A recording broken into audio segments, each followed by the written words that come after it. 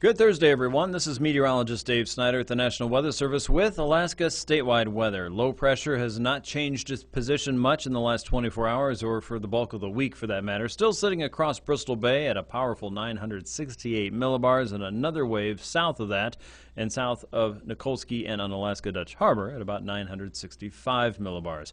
All of that's creating gale force winds across a large part of the Alaska Peninsula coastline and certainly into the Gulf of Alaska itself. And another wave of low pressure sits across southern parts of southeast at around 999 millibars.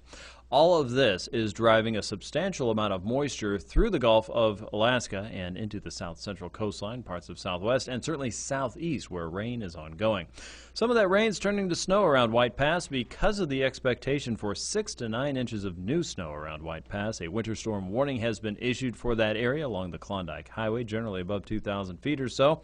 And travelers should expect some very wintry and tricky conditions there as you're moving through. Make sure you travel with caution and care and be prepared for changing weather and certainly some heavy wet snow in the White Pass area. Around South Central, a high wind warning continues for the hillside elevations of Anchorage there with wind gusts up to 65 miles per hour through about 9 o'clock tonight. That'll mainly affect areas close to the mountains, and down below should not be as windy. For the Susitna Valley, a snow advisory is posted for generally areas on the north and western side of the valley, especially west of the Parks Highway for heavy wet accumulating snow, perhaps more than 6 to 8 inches possible there.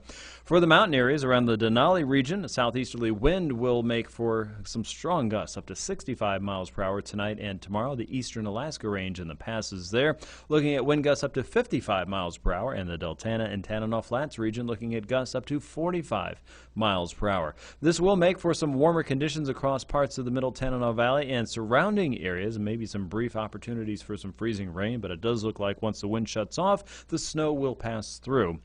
Does not look like there will be any gusts for the Fairbanks area that will be substantial enough to report. Out across the west, winter is still in full swing across the lower Kuskokwim, or the upper Kuskokwim Valley and the lower Yukon Valley.